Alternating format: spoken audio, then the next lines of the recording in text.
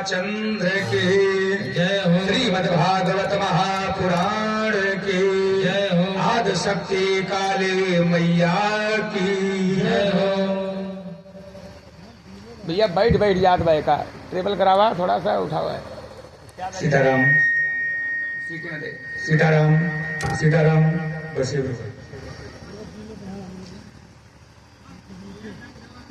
रात्रि सत्य की कथा में हम लोग श्रवण कर रहे थे कि नारद बाबा नाना लोकों में भ्रमण करते हुए इस मृत्यु लोक में आए हैं।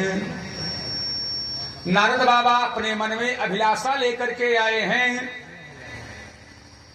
कि जिस धराधाम पर, जिस भूमि पर गोविंद भगवान ने अपनी अनेकों बाल लीलाएं किए हैं, कभी राम के रूप में, कभी श्याम के रूप में, वह धराधाम, वह भूमि अयोध्या की, वह पावन भूमि, वह श्रीधाम वृंदावन की परम भूमि कितनी धन्य होगी। वहां के वासी, नगर निवासी, वहां के रहने वाले भक्तगण जीव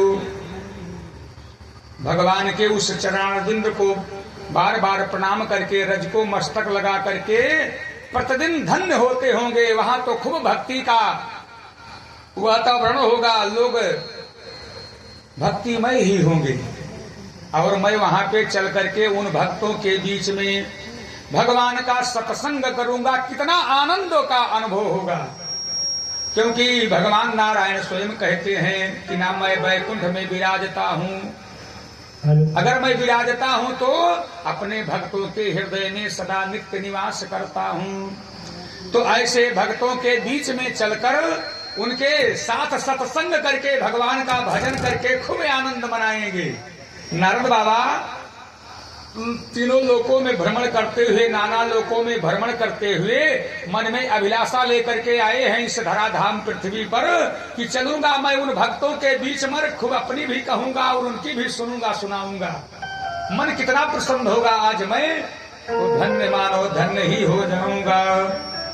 लेकिन नारद बाबा जब इस पृथ्वी पर भ्रमण करते हैं, भ्रमण करते हुए सेतुबंध रामेश्वर गए हैं, तीर्थराज प्रयाग गए हैं, श्रीधाम अयोध्या होते हुए वृंदावन बाद्रिकाश्रम वृंदावन धाम पहुंचे हैं। तो बेचारे एकदम बिल्कुल चिंता में मग्न हो गए हैं। जो सोच करके आए थे कि वहां पे चलने के बाद में भक्तों से मिल करके जो खुशी का अनुभव होगा, जो आनंद प्राप्त होगा, आत्मा को परमानंद की जो प्राप्ति होगी, जब यहाँ पर आए हैं और सब भक्तों से मिले हैं, जब दर्शन किए हैं और सब करते कराते श्रीधाम वृंदावन में पहुंच गए, कुछ कुछ मन को शांति प्राप्त हो रही है।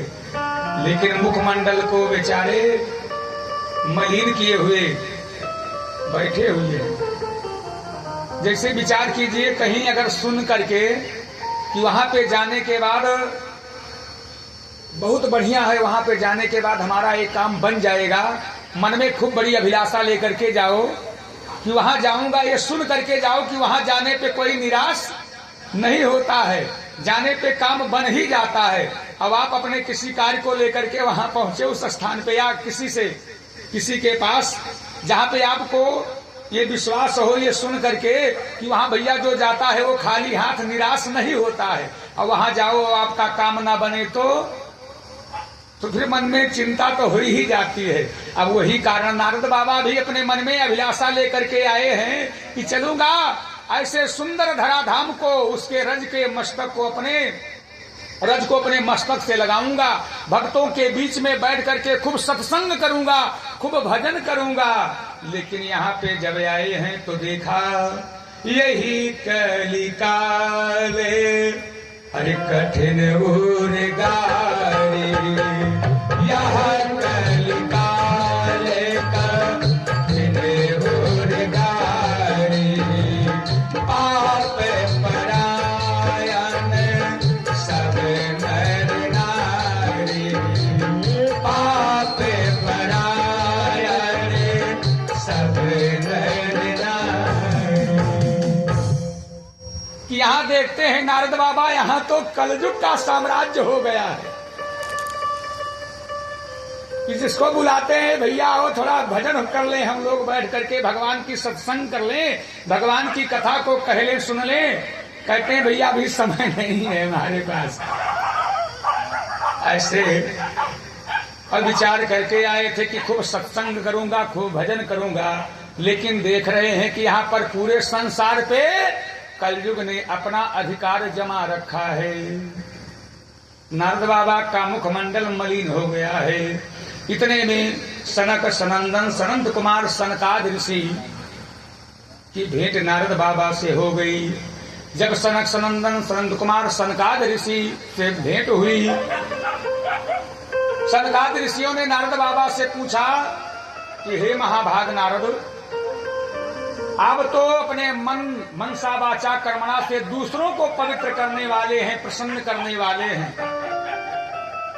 परंतु आपके इस दुख का कारण क्या है? इस तरह से आप क्यों अधीर हो रहे हो, दुखी हो रहे हो?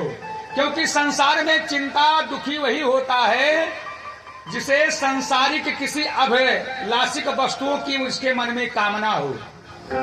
जैसे हमारे आप के जीवन में अगर जिस वस्तु, जिस लक्ष्य, जिस कामना को, जिस वस्तु को प्राप्त करने की हो और उसके लिए मेहनत करें और अगर नहीं प्राप्त होता है, लक्ष्य नहीं प्राप्त होता है, हमारे मन के हिसाब से काम नहीं होता है, तो क्या होता है? मन दुखी हो जाता है कि हमने इतना परिश्रम भी किया लेकिन फिर भी फल नहीं प्राप्त हुआ जिसकी कामना थी, जिस फल को।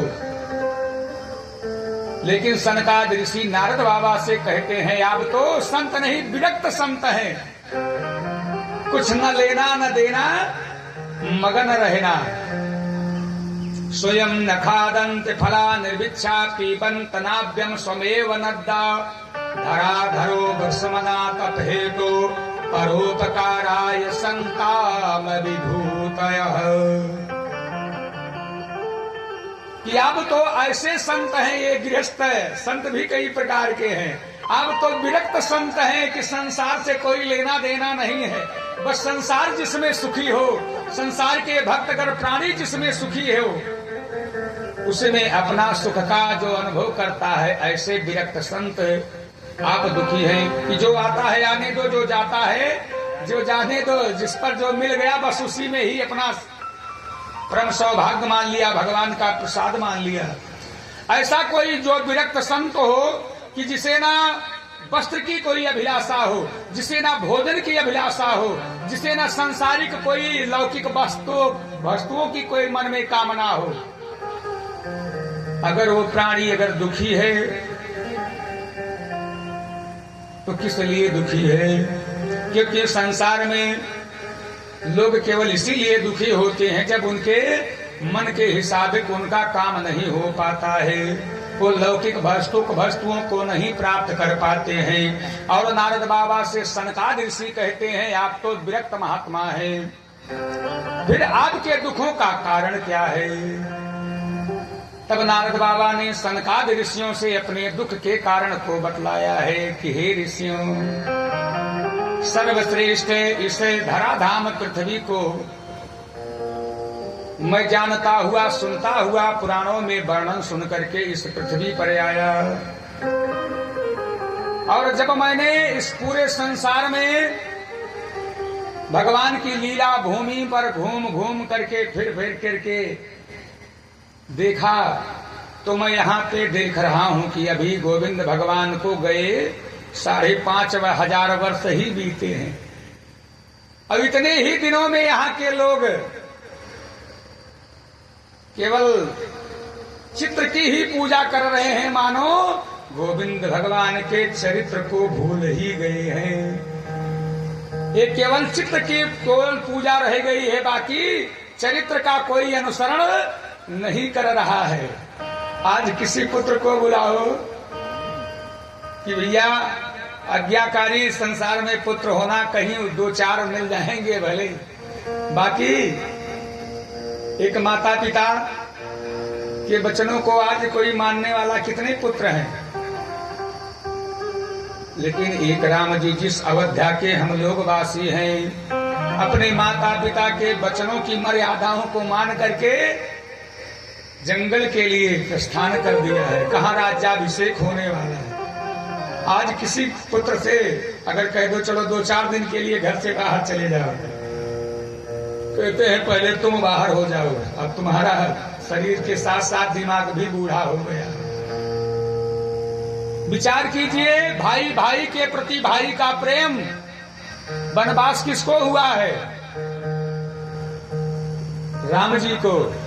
लेकिन लक्ष्मण जी चाहते तो यहाँ अयोध्या का राज सुख प्राप्त करते, लेकिन भाई के प्रति भाई का अटूट प्रेम कि भैया मैं भी आपके साथ ही रहूंगा।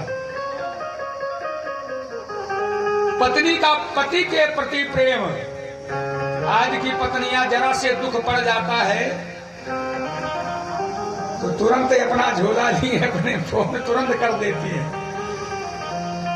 जबकि विचार कीजिएगा वनवास केवल राम जी को हुआ है, लेकिन एक पत्नी का अपने पति के प्रति प्रेम, एक भाई का भाई के प्रति प्रेम। लक्ष्मण जी सीता जी साथ साथ वनवास गए हैं, जबकि राम जी ने बार बार समझाया है कि आप इतने सुकोमल हो, वह कष्ट नहीं सहन कर पाओगी। अब कैसे हो कैसे ना हो, वन में कैसे समय कटे व्यतीत हो, लेकिन जहां नाथ आप रहेंगे वहीं मैं भी निर्वाहन करूंगी। मैं भी आपकी छाया के रूप में आपकी अर्धांगिनी हूं, तो मैं भी आपके सदा छाया के रूप में रहूंगी। भरत जी ने जब सुना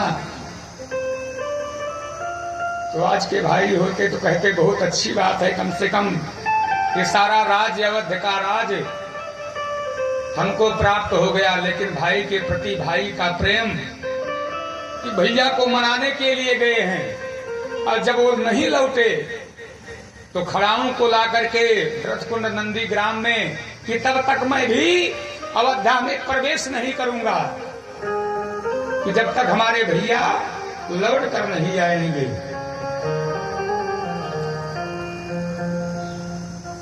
तो हम लोग इस अयोध्या में उस भूमि पर जिन्होंने ये उदाहरण पेश किया है, आज हम लोग चरित्र का पूजन कर चित्र की पूजा कर रहे हैं। घर घर में देखो खूब रामायण हो रहा है, लेकिन लोग क्या करते हैं कहना नहीं चाहिए, रामायण शुरू करवा के ठेका दे करके और आराम से सोते हैं। हम लोग अगर कहते हैं भैया दीपक ऊपर थोड़ा धूप दीप यहाँ पर देख लो, तो कोई मतलब नहीं है, हमने तो ठेका दे दिया, अब 24 घंटा रामायण हो, अब चाहे वहां धूप दीप जले या ना जले रामायण हो रहा है। ये दिखावे के रामायण से काम नहीं बनने वाला है। चित्र के केवल पूजा करने से ये चरित्र हमारे आपके जीवन का नहीं बदलने वाला है, ये भाई भाई के प्रति ये प्रेम नहीं बढ़ने वाला है,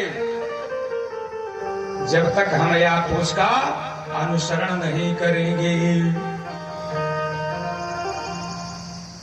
हमें निज धरे में परे चलना, कि हमें निज धरे में परे चलना सिखाती रोज रामायण। हमें निज धरे में परे चलना सिखाती रोज रामायण। सदा शुभ आचरण करना, सदा शुभ आचरण करना सिखाती रोज रामायण। सदा शुभ आचरण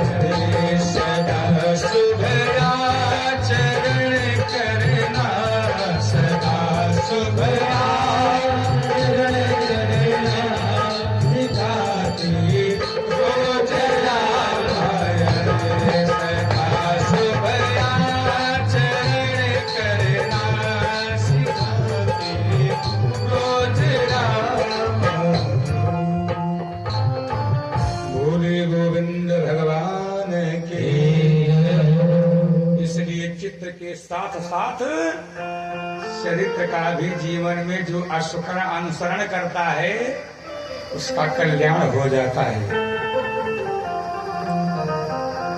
नारद बाबा से सनक सनंदन सनकाद ऋषि मिले हैं और उन्होंने उनके दुखों का कारण पूछा है कि अगर आप जैसा विरक्त महात्मा अगर इस संसार में दुखी है तो इसका कारण क्या है। नारद बाबा ने बतलाया कि जो मैं सुन के आया था ऐसा यहाँ पर मुझे कुछ भी नहीं दिखाई दिया। लोग पता नहीं सूरज न बदला चांद न बदला बदल गया इंसान। कि लोग चित्र की खूब पूजा कर रहे हैं लेकिन भगवान के एक भी चरित्र पर अनुसरण नहीं कर रहे हैं। इसलिए ऐसे भयावह दृश्य को देख करके मैं इस पृथ्वी पर घूमता हुआ पहुंच गया श्री धाम वृंदावन। और जब मैं वहां पे पहुंचा तो हमने एक वहां पे कौतूहल देखा और कौतूहल जब देखा तो उससे और ज्यादा मन दुखी हो गया। सनकादिक ऋषियों ने कहा कौतूहल आश्चर्य आपने क्या देखा। नारद बाबा कहते हैं पृथ्वी पे भ्रमण करते हुए जब मैं श्री धाम वृंदावन पहुंचा तो देखा कि एक तरुण स्त्री जिसके पास में दो वृद्ध पुरुष जिनके बाल सफेद हो गए हैं और वो इस तरह से सांसें ले रहे हैं कि जैसे मानो इनके प्राण अब निकलेंगे कि तब निकलेंगे। बेचारी वह तरुण स्त्री श्री धाम वृंदावन में अपनी गोद में उन दोनों वृद्ध पुरुषों को लिटाए हुए और कभी आकाश की तरफ देखती है कभी भूमि की तरफ चारों दिशाओं में इस तरह से देखती है कि जैसे अभी कोई आकर के उसका दुख दूर करेगा। नारद बाबा कहते हैं कि मैंने जब वहां पर देखा कि बहुत से लोग वहां पर खड़े हैं और वह बेचारी कभी ऊपर कभी नीचे कभी चारों दिशाओं में देख रही है जैसे आस लगाए है कि कोई आएगा और हमारे दुख को दूर करेगा। लेकिन केवल वहां पर मेला देखने वालों का ही जमघंट लगा हुआ है तांता लगा हुआ है उसके पास कोई जा नहीं रहा है।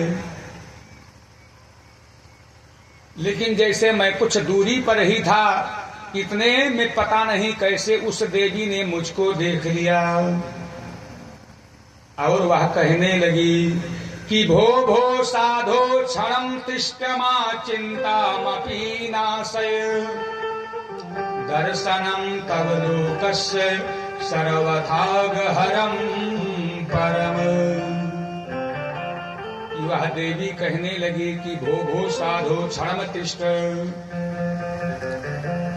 संत मिलन को जाइए संत मिलन को जाइए तज ममताय अभिमान और जो जो पग आगे बढ़ते कोटिन यज्ञ समान। अब अगर कोई विरक्त संत स्वयं चल करके द्वार पे आ जाए तो आप अगर किसी विरक्त संत से मिलने के लिए जा रहे हो तो उसका फल क्या बतलाया गया है। कोटिन यज्ञ समान माने करोड़ों यज्ञ के समान आप केवल संत के दर्शन का फल बतलाया गया है। अब विचार कीजिए कि अगर संत स्वयं चल करके विरक्त संत स्वयं चल करके आपके द्वार पे आ जाए तो फिर कितना उसका फल होगा। कोई सीमा नहीं है अनंत गुना फल होगा। और ये नारद बाबा विरक्त संत हैं। जैसे देवी ने इनको देखा तो तुरंत ही हाथ जोड़ करके कहने लगी कि भो भो साधो क्षणं तिष्ठ मा चिंतामपि नाशय दर्शनं तव लोकस्य सर्वथा गहरं परम। कि आप जैसे विरक्त संत का दर्शन मानो जीवन का बड़ा सौभाग्य के बात है, आपका जैसा संत का दर्शन होता है।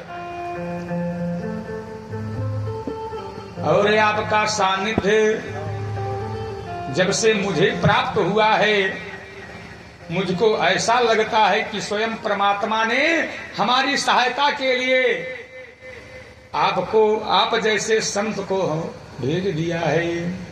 इसलिए आप दूर काहे खड़े हैं, मेरे समीप आ जाएं। अब बेचारे नारद बाबा जब उस देवी ने इस तरह से कहा नारद बाबा से, अब अपने मस्तक पर विचार करने लगे मस्तिष्क में कि मैं इस देवी को इससे पहले कहीं देखा नहीं हूं, पता नहीं ये कैसे हमको जानती है, जानती नहीं, हमारा नाम तक ये जानती है। जैसे मान लीजिए, विचार कीजिए, कोई बाजार में या चौराहे पर जिसे आप ना जानते हो मिल जाए आपसे और आपका वो नाम लेकर के आपको बुलाए और हाल चाल आपका पूछना प्रारंभ कर दे, तो क्या होगा? आप जरूर सोच में विचार में पड़ जाएंगे कि आखिर हम इसको, आप उसको जानते भी ना हो, पहचानते ना हो, तो यही तो विचार करेंगे कि आखिर कहाँ मिले हैं इनसे इससे पहले हम। अच्छा, कहा भी नहीं जा सकता है कि भैया आप कैसे हमको जानते हैं, क्योंकि मन में ये भी डर होता है कि बताओ अगला हमको पहचान रहा है और कहीं हम ये पूछ बैठे भैया हम आपको नहीं जानते, हमें नहीं जानते, अगला सामने वाला नाराज हो जाए। इसलिए मन में संचाहट भी होती है, ऐसे पूछ भी नहीं सकते हैं हम आप और कि भैया, अब वो आपका नाम भी जानता है और हाल चाल भी घर का पूछ रहा है, तो पूछ भी हम लोग नहीं सकते हैं। लेकिन मन में तो ये विचार आता है कि आखिर इससे पहले इससे कहाँ मिले होंगे, ये कौन है, कहाँ के हो, तो यही विचार होता होगा कौन है, कैसे है। अब नारद बाबा भी विचार में चक्कर में पड़ गए कि आखिर ये देवी कौन हो सकती हैं जो मेरा इतना परिचय जानती हैं। पहले तो आज के पहले हमारी इनकी मुलाकात, मिलन कहीं और पहले नहीं हुआ है। इसलिए नारद बाबा ने उस देवी से कहा कि हे देवी आप कौन हो? काशी तो कबिनो चेमानार्य का पद्यलोचन बद देवी सा विस्तारम स्वस्य दुखस्य कारणम। कि काशी तो कबिना अर्थात हे देवी आप कौन हो, और इस तरह से अधीर हो करके क्यों रुदन कर रही हो? ये जो तुम्हारी गोद में ये दोनों वृद्ध पुरुष लेटे हुए हैं, इनको देख करके तो ऐसा लगता है कि इनके प्राण अब निकलेंगे तब निकलेंगे। आखिर ये कौन है और तुम कौन हो? और इस तरह से इस श्री धाम वृंदावन में अधीर होकर के रुदन क्यों हो कर रही हो?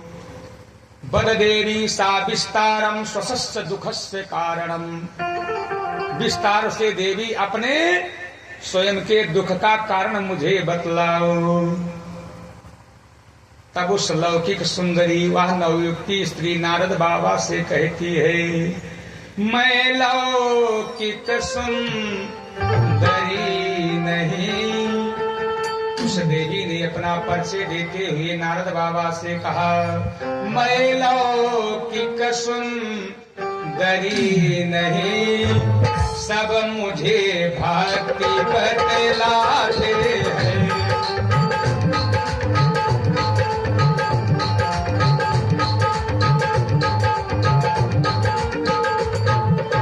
कहा मैं लौकिक सुंदरी नहीं, सब मुझे भक्ति बतलाते हैं। अपना परिचय बतलाया है कि मैं कोई सांसारिक सुंदरी नौकती स्त्री नहीं हूँ, बल्कि साक्षात मैं भक्ति हूँ।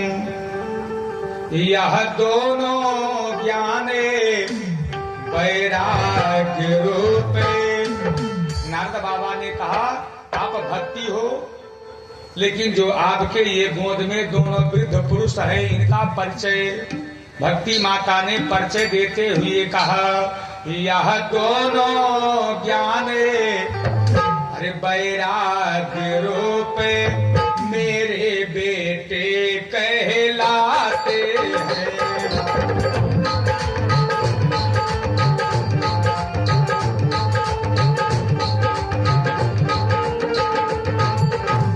भक्ति माता ने अपना परिचय, देवी ने अपना परिचय बतलाया कि हम भक्त रीति ज्ञाता इमो में तनयो मतो ज्ञान वैराग्य नामिनो काल योगे न जर्जरो।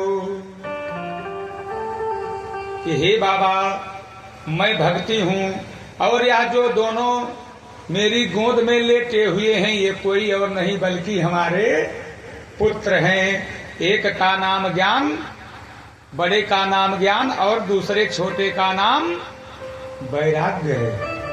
आपके पुत्र। तब तो नारद बाबा का और आश्चर्य बढ़ गया। आप इनके माता और ये आपके पुत्र, ये कुछ समाजरा समझ में नहीं आ रहा है।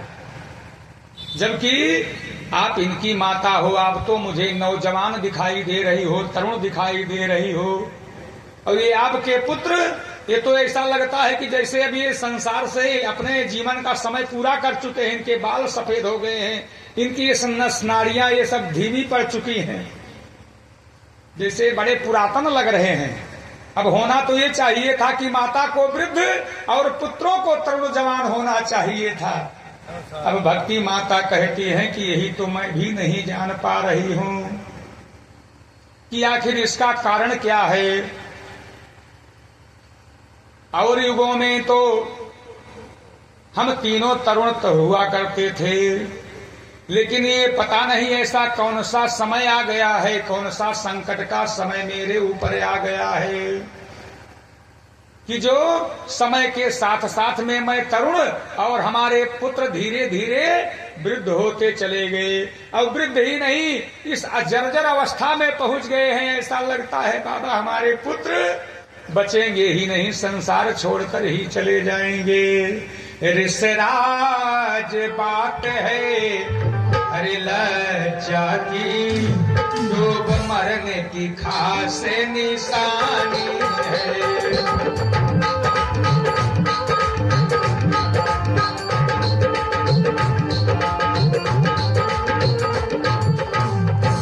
कि माता को वृद्ध और पुत्र को तरुण होना था, इसलिए मैं किसी के सामने मुख भी नहीं दिखा पा रही हूँ। अब मैं तो भगवान की ही बाट जो रही हूँ कि अब मेरी रक्षा, मेरे पुत्रों की रक्षा केवल नारायण ही कर सकते हैं।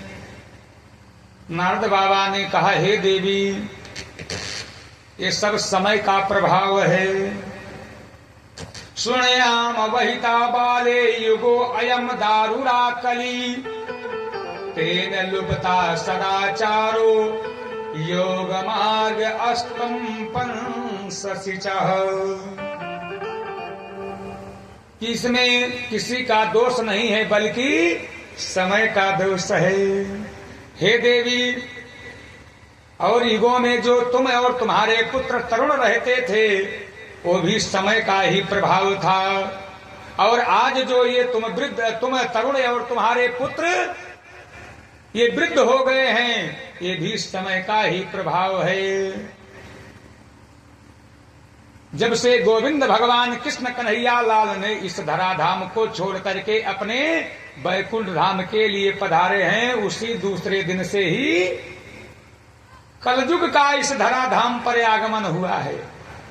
और कलयुग के ही प्रभाव से तुम्हारी यह दशा हो रही है, और हमारी चिंता का भी यही कारण। मैं भी सुना था कि बहुत सुंदर होगा पृथ्वी, लेकिन यह सब समय का प्रभाव है। कलिमल ग्रसे धर्म सब लुप्त भय सद ग्रंथ, दम्भिन निज मति कल्प करी, प्रगट किए बहु पंथ। कहा यह कलयुग का प्रभाव है कि यहाँ पर सत्य बेचारा बहुत परेशान हो रहा है। भले विजय अंत में सत्य की होती है, असत्य हमेशा पराजित हुआ है, लेकिन शुरू में जबकि होना चाहिए असत्य को तो तुरंत असत्य तो असत्य ही होता है, लेकिन पहले वह बेचारा सत्य को बहुत परेशान करता है। असत्य सत्य को पहले बहुत परेशान करता है, बाद में पराजित तो असत्य ही होता है, कभी सत्य पराजित नहीं होता है। भले सत्य परेशान हो लेकिन पराजित नहीं होता है, पराजित तो असत्य होता है। लेकिन देखा जाता है कि पहले सत्य बेचारा बहुत परेशान होता है। जो बेचारे धर्म कर्म वाले हैं भले वो दुख का सहन करें, लेकिन अंत उनका बड़ा अच्छा होता है। और कहा अंत भला तो सब भला। जीवन में क्योंकि हमारे और आपकी एक ही कामना होती है, हे भगवान इस संसार को छोड़ करके जाएं तो कहां? आपका श्री धाम प्राप्त हो, आपका वैकुंठ धाम प्राप्त हो। कोई नरक जाना चाहता है? ऐसा कोई नहीं है कि जो भगवान से प्रार्थना करता हो कि प्रभु मैं जब यहां से जाऊं तो नरक को जाऊं। सबकी कामना यही होती है कि मैं यहां से जाऊं तो स्वर्ग को ही जाऊं। भले हम धर्म कर्म करके, भले भूख प्यास को, क्योंकि इस मार्ग पे भी बड़ी कठिनता है। यह सर आवत अति कठिनाई, बड़ी कठिनता है। भूख प्यास इत्यादि सारे सुख सुविधाओं को छोड़ करके और अंततः जो भक्ति के मार्ग पर निर्मल हो जाता है, अंतिम वह वैकुंठ धाम भगवान का श्री चरण प्राप्त कर लेता है। फिर उसे आवाजाही 84 लाख इत्यादि बंधनों में नहीं बंधना पड़ता है, वह हमेशा हमेशा के लिए मुक्त हो जाता है। ईश्वर जीव अंश अविनाशी जाकर के उसी अंश में समाहित हो जाता है। क्योंकि जब हम लोग शरीर को तपाएंगे, अच्छे कार्य को करेंगे, तभी वह वैकुंठ धाम प्राप्त होगा। और जीवन में केवल भोगों को भोगेंगे, एक बार भजन नहीं करेंगे, व्रत नहीं करेंगे, तप नहीं करेंगे, जप नहीं करेंगे, उपवास नहीं करेंगे, कहीं बैठ करके 3 घंटा कथाओं को नहीं सुनेंगे, भगवान का भजन नहीं करेंगे, यही तो सब मार्ग है। समझो ये मार्ग है, साधन है वहां पर पहुंचने के लिए स्वर्ग के। जब भैया आप साधन बढ़िया रखोगे, साइकिल से मान लो गोसाईगंज जाना है, जब उसमें हवा रहेगी तभी तो आपको लेकर के जाएगा। जब उसमें बढ़िया छर्रा पियाली सारी व्यवस्था उसको अच्छा रखोगे तभी को आपको वह गंतव्य तक पहुंचाएगा। अब अगर वो उसमें हवा नहीं है, जीवन में आपने कठिनताएं नहीं की, हवा नहीं भरा है, तो फिर बताओ आपको मंजिल तक कैसे ले जाएगा? बिल्कुल नहीं जा पाएंगे। नारद बाबा कहते हैं कि हे देवी यह सब समय का प्रभाव है। जब से यह कलयुग इस धराधाम पृथ्वी पर इसका आगमन हुआ है, इसने सारे स्थित ग्रंथों को लुप्त कर दिया है। जो कह झूठ मस करी जाना, कल युग सोई गुणवंत बखाना। यहाँ पर जो जितना आडंबर कर ले रहा है, लोग उसी के पीछे उतना भगे चले जा रहे हैं। कोई आचार न किसी के पास सत्य रह गया है, न तप रह गया है, न शौच रह गया है। सब लोग अनेकों अनेकों पंथों को बना करके और अपने मनमानी आचरण कर रहे हैं। हे देवी तुम्हारे दुखों का, तुम्हारे पुत्रों के दुखों का कारण कोई और नहीं बल्कि यह समय कलयुग है। कली का जो समय चल रहा है ये समय का प्रभाव है। देवी कहने लगी कि कथम परीक्षता राजा अस्थापितो शुचि कली, प्रभृते तो कलो सर्वसारा पुत्रो गतो महान। तो राजा परीक्षित ने इस कलयुग को मार क्यों नहीं दिया? ये अगर समाप्त ही हो गया होता तो ये जो पृथ्वी पर अनाचार अत्याचार ये अधर्म हो रहा है ये अब समाप्त ही हो गया होता। नारद बाबा ने कहा कि देवी राजा परीक्षित बड़े ही बुद्धिमान थे, बड़े ही नीतवान, बड़े धर्मज्ञ थे, बड़े ज्ञानवान थे। उन्होंने कलयुग को इसलिए नहीं मारा क्योंकि कलयुग से बढ़कर के इससे ज्यादा सुविधा प्राणियों के मुक्ति के लिए और कोई दूसरा युग नहीं है। तत्फलम नास्ति तपसा न योगने समाधिना, तत्फलम लभते सम्यकम कलो केशव कीर्तनात्। राजा परीक्षित ने कलयुग को इसलिए नहीं मारा क्योंकि जो तीनों युगों में जितनी बढ़िया प्राणियों के मुक्ति के लिए सुविधा, इतनी बढ़िया सुविधा, कलयुग से बढ़िया सुविधा अन्य तीनों युगों के पास नहीं है।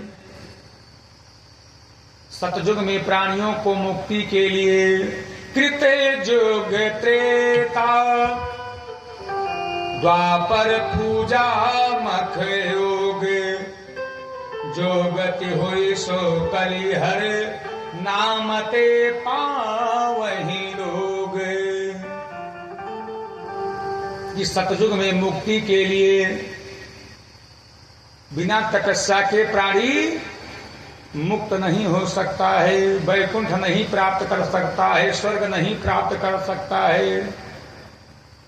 और उस तप को करने के लिए घर द्वार की सारी सुख सुविधाओं को छोड़ना पड़ेगा, जंगल में जाना पड़ेगा, उसके लिए अचल समाधि अखंड तपस्या करना पड़ेगा। अब ये समझो घर में रह करके आप तपस्या कर लो तो घर में तपस्या नहीं हो पाएगा, फिर भी मुक्ति हो कि ना हो कोई गारंटी नहीं है। क्योंकि वेदों में पुराणों में आख्यान आया है कि लोग जब तप करने के बैठते थे शरीर दीमक समाप्त कर देते थे, लेकिन कलयुग के में खाते पीते सोते जागते उठते बैठते तत्फलम सम्मतम कलो केशव कीर्तनात्। भगवान केशव का, गोविंद भगवान नारायण का केवल मात्र भजन ही कर लो, और अगर अपने अंदर शक्ति सामर्थ्यवान नहीं है ऐसे यज्ञ अनुष्ठान करने कराने में, तो जहां हो रहा हो वहां पर जाकर के सम्मिलित हो करके केवल कथाओं को सुन करके भी प्राणी अपना कल्याण कर सकता है। जबकि ये सुविधा सतयुग के पास नहीं है, उसमें तो घर द्वार छोड़ना पड़ेगा, केवल कथा सुनने से ही मुक्ति नहीं मिलने वाली है, केवल पूजा मात्र घर में रह करके कर लेने से मुक्ति नहीं होने वाली है। घर द्वार छोड़ना पड़ेगा, जंगल में जाना पड़ेगा, फिर भी मुक्ति हो कि कोई गारंटी नहीं है। और कलयुग स्वयं कहता है कि मेरे युग में मैं गारंटी लेता हूं। कलयुग केवल हरि गुण गाओ, कलयुग केवल हरि गुण गाओ, गावत नर पावै भव धाओ, गावत नर पावै भव धाओ। मान लीजिए राजा परीक्षित कलयुग को मार करके सतयुग को ना ला करके स्थापित करके त्रेता को स्थापित कर देते, तो त्रेता में भी मुक्ति के लिए इतनी बढ़िया कलयुग के समान सुविधा नहीं है। उसमें भी प्राणी को मुक्ति के लिए यज्ञ अनुष्ठान बिना किए हुए प्राणी मुक्त नहीं हो सकता था। और यज्ञ अनुष्ठान करने में भी भैया एक सत्यनारायण का यज्ञ कथा सुनो तो उसमें भी बड़ा व्यवस्थाएं करने पड़ती है, धन की प्रबल आवश्यकता होती है कि तुम बिन यज्ञ न होए वस्त्र न कोई पाता, ओम जय लक्ष्मी माता। बिना लक्ष्मी के यज्ञ भी कोई नहीं हो सकता है। अब श्री अभिमन्यु दादाजी अब ये जानते हैं कि कितनी व्यवस्थाएं किए हैं कि पग पग पर कोई यज्ञ अनुष्ठान यदि आप हम करते हैं तो पग पग पर केवल पैसे से। अच्छा, समय भी ऐसा हो गया है कि अब आज के समय में तो और ज्यादा कोई भी आप काम कर रहे हो तो केवल पैसा, पहले हमारे और आपके सहयोग से सारा कार्य हो जाता था। आज कोई भी कार्य हम लोग कर रहे हैं, चाहे कोई यज्ञ अनुष्ठान या कोई भी कार्य कर रहे हो, तो अगर पैसा नहीं है तो फिर मानो सब बेकार है, कुछ भी नहीं किया जा सकता है। तो बिना यज्ञ अनुष्ठान यदि कोई करना कराना है तो उसमें धन की आवश्यकता होगी। और मान लीजिए हमारे पास इतना धन नहीं है, हम निर्धन हैं, तो फिर भैया कोई गारंटी नहीं है कि आप त्रेता में मुक्त होंगे कि ना मुक्त होंगे, आपका कल्याण होगा कि नहीं होगा। लेकिन कलयुग स्वयं राजा परीक्षित से कहा है कि मेरे युग में कहीं यज्ञ अनुष्ठान हो रहा हो, कहीं कथा हो रही है, उस यज्ञ अनुष्ठान में जाकर के आप केवल सम्मिलित हो जाओ। आप करने कराने में सामर्थ्यवान नहीं हो, इतना धन नहीं कमा पा रहे हैं कि जिससे उतना ही कमाते हैं कि जिससे परिवार का गुजर बसर हो जा रहा है, तब भी मुक्त हो जाओगे कलयुग में। कलयुग ने स्वयं कहा है कि मेरे युग में जहां यज्ञ अनुष्ठान हो रहा हो उसमें चले जाओ, सम्मिलित हो जाओ, तो भी कल्याण हो जाने वाला है। मान लीजिए त्रेता भी कठिन है मुक्ति के लिए, तो यदि राजा परीक्षित कलयुग को मार करके द्वापर को ला करके पुनः स्थापित कर देते, क्योंकि किसी ना किसी को इस व्यवस्था को, पृथ्वी की व्यवस्था को चलाने के लिए किसी ना किसी युग को तो यहाँ पर होना आवश्यक ही है। तो मान लीजिए सतयुग में भी बड़ी कठिनाई है, घर द्वार छोड़ना पड़ेगा, फिर भी मुक्ति की गारंटी नहीं है मुक्त होने के लिए। मान लीजिए त्रेता को ना स्थापित कर में उसमें धन की आवश्यकता है यज्ञ अनुष्ठान करने के लिए, तो फिर द्वापर को ही ला करके कर देते। कहा द्वापर में भी इतनी बढ़िया सुविधा नहीं है जैसा आज के युग में है, कल युग में है। द्वापर करे रघुपति पद पूजा, द्वापर करे रघुपति पद पूजा, नर भव करहियो पायन दूजा, नर भव करहियो पायन दूजा। उसमें भी पूजा प्रधान हुआ करता है। अब आप लोगों ने विचार किया होगा या अनुभव किया होगा अपने जीवन में, अब अगर नहीं किया होगा तो आज के बाद जाकर के कर लेना। जैसे आप लोग पूजा पे बैठोगे, बैठते ही ये मस्तिष्क चलने लगेगा, मन वहां से तुरंत विचलित होना शुरू हो जाए। अभी यहाँ जाना था तो वहां जाना था, ये करना था वो करना था, और चाहे तो ऐसे खूब शांति से बैठे रहो, लेकिन जैसे पूजा पे बैठोगे तैसे जो याद नहीं आ रहा होगा वो अभी अपने आप याद आता है, सुहाना प्रारंभ हो जाता है। कलयुग के प्रभाव से अपने आप वह भी याद आना प्रारंभ हो जाएगा। मानो अगर हम लोग आप पूजा भी कर रहे हैं, अच्छा एक संत कहते थे हमसे कि भैया मैं देखता हूं संसार में सारा काम सब लोग खूब मन से करते हैं, अपना सारा काम खूब मन से करते हैं, एक पूजा का काम छोड़ करके उसमें भी करने जब बैठते हैं तो ऐसे लगता है जैसे अगरबत्ती लेकर के भगवान पर ही एहसान कर रहे हो, जल्दी जल्दी मन कहीं और लगा है। तो बताओ ऐसा पूजा कैसे कल्याण कराने वाला है। अब मान लीजिए आप घर में ध्यान लगा करके बैठे ही हो गृहस्थ आश्रम में, अब आकर के आप नाती पहुंच जाए है, अब आपकी दाढ़ी पकड़ के खींचने लगे, बताओ पूजा में कैसे मन लगाओगे। बिल्कुल मन तो भंग हो जाएगा। या नाती आकर के कहने लगे बाबा 10 रुपया दो हमको, ये आइसक्रीम वाला आया है। अब आप अगरबत्ती लेकर के ध्यान करके खूब बैठे हो और नाती आकर के आपको पकड़ के खींचने लगे, बाबा 10 रुपया हमें पेंसिल लेनी है। बताओ कितना देर गृहस्थ आश्रम में ध्यान लगा पाओगे। लेकिन कलयुग कहता है कलयुग जोगे न जगे न ज्ञाना, कलयुग जोगे न जगे न ज्ञाना, ये के आधार राम गुण गाना, ये के आधार राम गुण गाना। कलयुग कहता है कि ज्यादा बहुत विचार करने की मेरे युग में आवश्यकता नहीं है।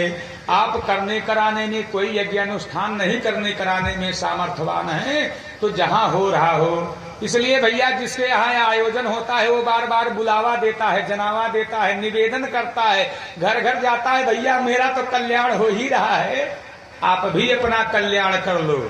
बाकी ये कोई भीड़ का कोई मतलब नहीं है, कथा तो ऐसे ही हो जाती है। हम पुराण लेकर के 18,000 श्लोक आपको सुना देते, अब हवन हो जाता, 12 ब्राह्मणों का भोज हो जाता, वो भी भागवत का जितना फल ये सब काम झाम करने में मिल रहा है उतना फल उसी से ही मिल जाने वाला है। जबकि पाठ जब पूजन चल रहा है इनके मुख्य गृह में तो केवल उसी से ही हो जाता है। लेकिन इसलिए इन्होंने इतना और खर्चा आयोजन किया है कि जिससे हमारे साथ साथ में और लोगों का कल्याण हो जाए। अच्छा, इसलिए ये सारे लाउड स्पीकर सहायक व्यवस्थाएं किया है कि मान लीजिए यदि आप नहीं आ पा रहे तो कानों में ही शब्द पड़ जाएं तो भी कल्याण हो जाने वाला है। अच्छा, पहले की कथाएं जो हैं ये साजबाज से नहीं वैसे हुआ करती थी, क्या वो नहीं होती थी? लोग उसको सुनकर मुक्त नहीं हुए, लेकिन समय परिवर्तन हुआ, अब लोगों का मन ही नहीं लगता है कथाओं में। इसलिए कम से कम आप 3 घंटे कथाओं में बैठे रहे, इसलिए संगीत का हम लोग माध्यम ले लिए। बाकी संगीत की क्या आवश्यकता है कथा में? कोई आवश्यकता नहीं है मुक्ति के लिए कथा में, लेकिन जिससे आपका कथा में मन लगा रहे, मतलब इतनी सुविधाएं हैं। आप एक अभिमन्यु पाठक जी कर दिए हैं लाउड स्पीकर कि जिससे मान लीजिए जिससे कम सुनाई देता हो बराबर सुनाई दे, कि कहीं से कोई चूक ना होने पाए, क्योंकि बार बार यह अवसर नहीं मिलने वाला है। कल हम लोग रहे कि ना रहे कोई गारंटी नहीं है। इसलिए काल करे सो आज कर, आज करे सो अब, पल में परलय होएगी, अब बहुरी करोगे कब। लोग तो ये सोचते रह जाते हैं प्रथम दिवस से कि अभी 7 दिन की कथा है, कल चलेंगे, कल चलेंगे, कल चलेंगे। भैया जीवन में ये कल होता ही नहीं है, और ये कोई गारंटी नहीं है कि कल हम लोग कथा कहेंगे अब आप कथा सुनेंगे, ये भी कोई गारंटी नहीं है। इसलिए काल करें सो आज कर, अच्छा काम को टालना नहीं चाहिए जीवन में, जो कर ले जाओ वही अच्छा है, क्योंकि जीवन में कल तो आता ही नहीं है। इसलिए जब से चेतो तभी से सवेरा। कलयुग जैसा बढ़िया सुविधा नारद बाबा कहते हैं और कोई दूसरा युग नहीं है। अब हम और आप मानव भगवान की कृपा से इसी युग में मानव का तन प्राप्त करके और ये सुंदर कथा को सुनने सुनाने का अवसर जो प्राप्त हुआ है, मानो हम और आप वैकुंठ धाम के लिए अपना मार्ग प्रशस्त कर रहे हैं। जैसे कहीं जाना है सुख सुविधाओं के लिए हम लोग पहले पैदल चलते, फिर साइकिल, फिर मोटरसाइकिल, फिर कार, सारी व्यवस्था करते हैं। ऐसे मानो ये सब उस पार ले जाने के लिए हम लोग सुख साधन का माध्यम पर सवार हो रहे हैं। और इतना ही नहीं, यह कल युग जिसे कल पुर्जों का युग कहा जाता है, कलयुग अर्थात कल पुर्जों का युग, जो और युगों में लोग मेहनत करके श्रम करके कार्य करते थे, आज के उसी युग में उसी कार्य को आज कौन कर रहा है? कल पुर्जे कर रहे हैं भैया। जो 2-4 महीने जो काम नहीं हो पाता था हजारों लोगों के लगने के बाद आज 1 घंटे में ही ये कल पुर्जा निपटा दे रहा है, कलयुग निपटा दे रहा है। कितनी बढ़िया सुविधा है, हम लोग आराम से बैठे हैं और काम भी हो जा रहा है। बताओ इतना बढ़िया और कोई युग मिलेगा? और युगों में दिन रात बेचारे खूब मेहनत करते थे, तब जाकर के कहीं कार्य संपन्न कर पाते थे। लेकिन आज इस युग में, कल पुर्जों के युग में, बस देखते ही देखते हजारों आदमियों का काम 1 घंटे में कलयुग निपटा देता है, कल पुर्जा समाप्त कर देता है। और कहा इतना ही नहीं, कलयुग कली कर एक पुनीत प्रतापा, कली कर नहीं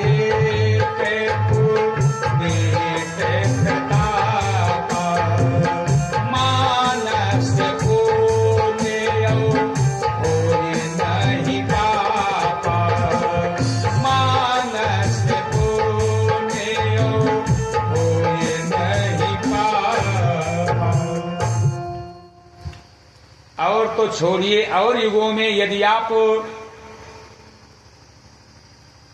किसी पाप कर्म के लिए यदि मन में सोच भी लेते, विचार भी आपके मन में आ जाता, तो मनसा पाप लग जाता है। सतयुग त्रेता द्वापर में केवल आप करें या ना करें, केवल आप किसी बुरे कार्य के लिए, पापत्व कर्म के लिए केवल मात्र सोचने पर भी आपको मनसा, उस युगों के प्राणियों को, भक्तों को मनसा पाप लग जाता था। अब पुण्य नहीं प्राप्त होता था जब तक वह उस पाप को भोग नहीं लेते थे। लेकिन कलयुग एक पुनीत प्रतापा मानस पुण्य, आप चाहे जितना दिन रात पापत्व कर्म के बारे में सोचते रहें, आपको पाप नहीं लगने वाला है। और पुण्य के लिए केवल आप मन में विचार ही कर लेंगे, केवल पुण्य कार्य के लिए विचार करेंगे तो उस पुण्य का जो फल होता है, जैसे विचार कर लो कि मैं भगवान का सुंदर कथा सुन रहा हूं, केवल कथा सुनना है, करो या ना करो, केवल कथा सुनने का विचार मन में ले आओ, समझो वह कथा का फल विचार मन में लाते ही आपको उसका फल प्राप्त हो गया। और युगों में ऐसी सुविधा नहीं है कि पुण्य के बारे में सोचो, जब तक करो ना तब तक फल नहीं मिलने वाला था तीनों युगों में, सतयुग त्रेता द्वापर में। लेकिन इस कलयुग में केवल पुण्य के लिए सोच मात्र लो तो आपको केवल मन में विचार लाते ही उसका पुण्य फल प्राप्त हो जाता है। इसलिए राजा परीक्षित ने बहुत विचार करके हमारे और आपके लिए इस कलयुग को, इस धराधाम पृथ्वी पर रहने दिया कि भैया आपसे बढ़िया सुविधा कहाँ मिलेगी कि इस गृहस्थ आश्रम धर्म में रह करके भगवान की कृपा से जो भी कुछ प्राप्त हुआ है लौकिक भौतिक वस्तु, कि रूखा सूखा खाई के ठंडा पानी पीवे, और देख पराई चूपड़ी मत ललचावे जीवे। जो मेहनत परिश्रम के बाद भगवान ने जो कुछ दिया है, दिन भर मेहनत करो उसके बाद जो फल दे दे भगवान, बस उसी में संतोष करते हुए गृहस्थ आश्रम धर्म में रहते हुए और भगवान का भजन करते हुए, ऐसे जहाँ यज्ञ अनुष्ठान कथा होती हो वहां पर सम्मिलित होते हुए भगवत भजन करते हुए इस संसार सागर से हम आप और तर सकते हैं। इसलिए कलयुग को भगवान ने, राजा परीक्षित ने कलयुग को इस पृथ्वी पर रहने के लिए छोड़ दिया, इसलिए उसका वध नहीं किया। नारद बाबा उस देवी से कहते हैं, लेकिन हे देवी आप चिंता ना करो, मैं, यदि आपको मेरे ऊपर भरोसा है, मेरे ऊपर विश्वास है, तो मैं आपको वचन देता हूं कि जब तक आपका और आपके पुत्रों का दुख दूर नहीं कर देता हूं तब तक मैं भी जलपान नहीं ग्रहण करूंगा।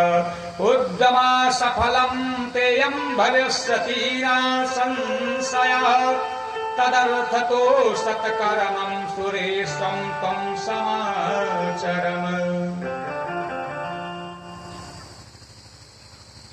और नारद बाबा ने उस भक्ति माता से कहा कि अब आप चिंता ना करो, इस संसार में सुख और दुख तो जीवन में आने और जाने वाला है,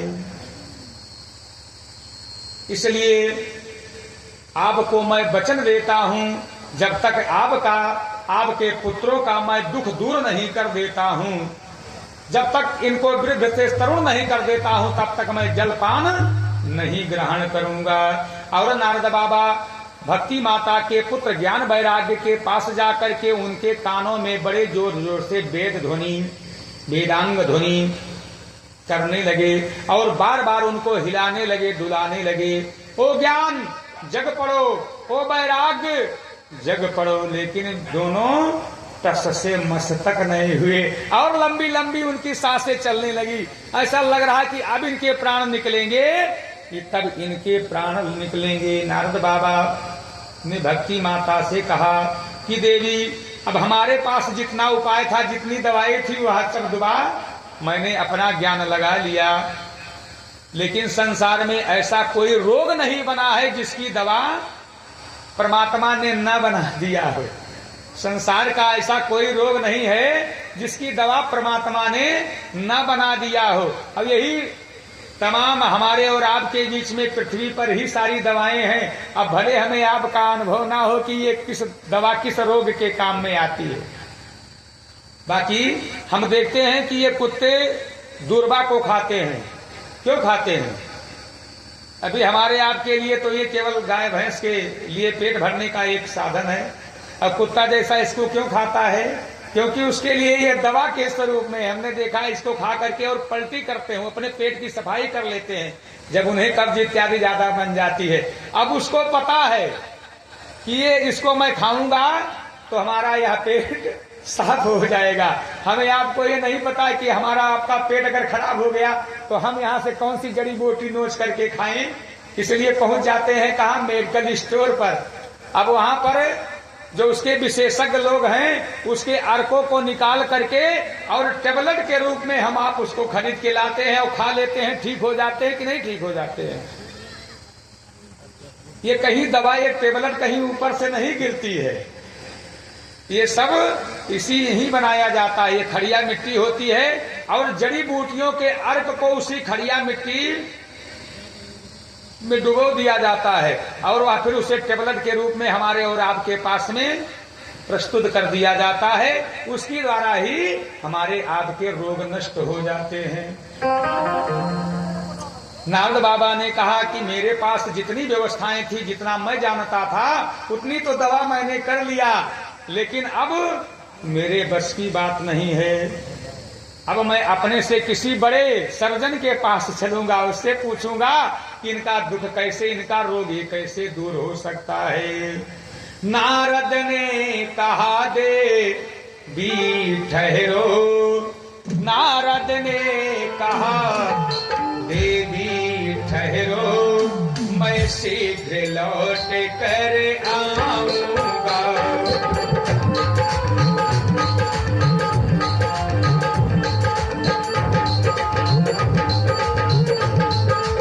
नारद ने कहा देवी ठहरो, मैं शीघ्र लौट कर आऊंगा। कोई अचूके औषधि ला करे, कोई अचूक औषधि ला करे, इनकी यह व्यथा मिटाऊंगा।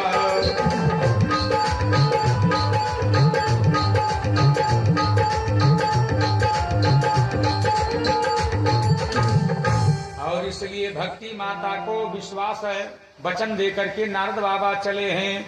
बड़े बड़े ऋषियों से मुनियों से मिलते हैं कि जिससे भक्ति माता ऐसा कौन सा यज्ञ अनुष्ठान करें, कौन सा ऐसा उपाय हो कि जिससे उनके पुत्र, दोनों पुत्र तरुण अर्थात जवान हो जाएं।